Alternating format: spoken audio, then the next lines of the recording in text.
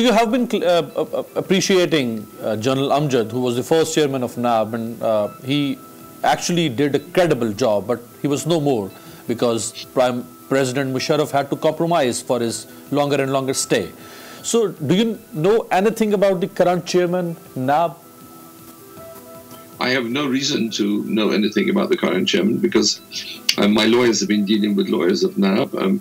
I wish there would be a little more, show a bit more alacrity in obeying court judgments. And if a court, you agree to go to court, if you agree to the settlement process that is called a judicial process, if you agree to be bound by the decision of the court, well then you should be bound by it. You shouldn't, after the decision, come and say, can we renegotiate again? No, renegotiation was supposed to be done in 2003, not in 2019, when Mr. Shahzad Akbar came to see me. I mean, this is not a souk, it's not a bazaar.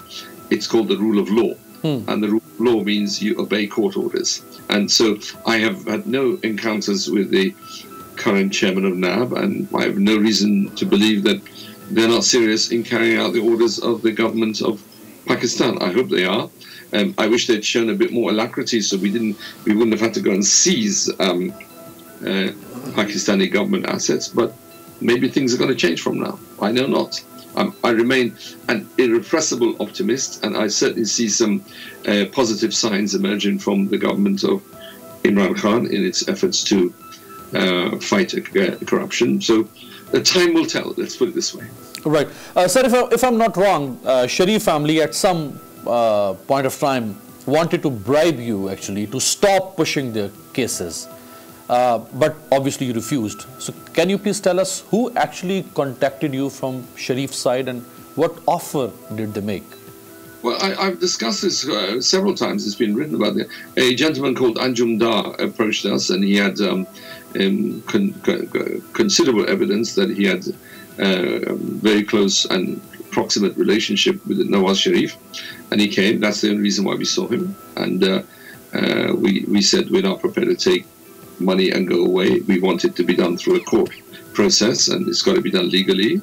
And obviously they weren't prepared to do that, so we left it at that, and we didn't get very far. Now, I noticed that the Sharif family are saying they didn't have such a nephew. Fine, I have no reason to not accept what they're saying as being true. I have every reason to believe that a lot of things they've said are not true, but this one I have no reason not to believe what they're saying is true. But on the other hand, the prima facie evidence that was given to me at the time is suggestive that the gentleman was an emissary of the Sharifs, and he had considerable authority to negotiate, but we were not prepared to negotiate on the terms of a behind-the-scenes backdoor deal. We wanted it transparently on the table through the court process. That's why we didn't get anywhere. Right.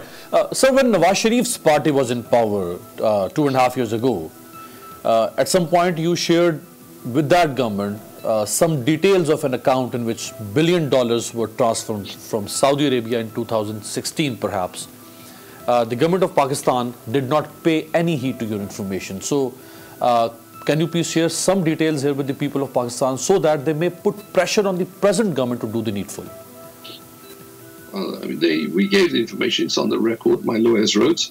It's just been leaked. It's in the press, and unfortunately, they didn't pursue it. So your question better be addressed to them. Why they didn't pursue it? I did ask Mr. Shahzad Akbar why didn't he pursue it. He didn't answer.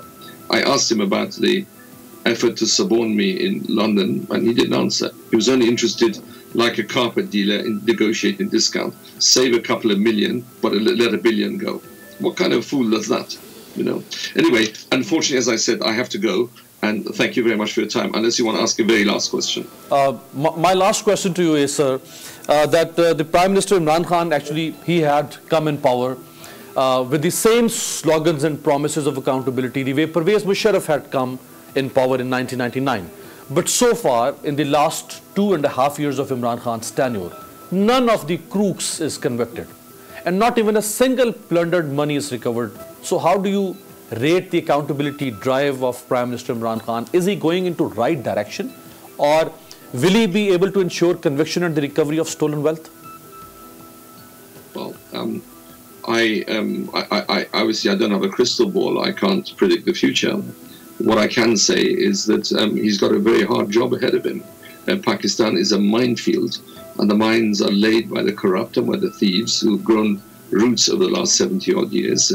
But all I can say is I sense and I see significant evidence that his intentions are pure and clean, and he intends to fight. And I should be more than happy to assist him. If he wishes me to assist him, I'd be more than happy to do so. I can't predict the future, and what I can say is he's got a very, very, very difficult task ahead of him. Right. And Sir, good luck to him. Can you allow me to put a last question to you? Very important. That can we have an accountability institution in Pakistan, which is now NAB is, but can we have in future, near future or far future, an institution like FBI or National Crime Agency of UK, an institution which is performing accountability across the board, which is not afraid of anyone, and which delivers its commitment to the people of Pakistan instead of dragging the cases for 2 to 3 decades? Well, all I can say is that that institution has to have absolute autonomy from the political process. Now, that's why I was optimistic that when the military came to power in 1999, at least for a short while, they would have the autonomy to be able to deliver this kind of thing. But alas for illusions, I was optimistic but naive, you know. But I'd rather be optimistic and naive rather than a cynic and don't do anything and sit at home and just pontificate about things. And you know, it's the optimists that change the world. Optimists of the will, pessimists of the intellect in some extent. So that's that. I hope so, and I'm hoping that Imran will be able to do it because he's an experienced politician and he's able to navigate the minefield. I hope so, but I don't have a crystal ball. Thank you very much. I've literally got a. Thank you so much. Subscribe करें और bell दबाएं ताकि कोई खबर रह न जाए।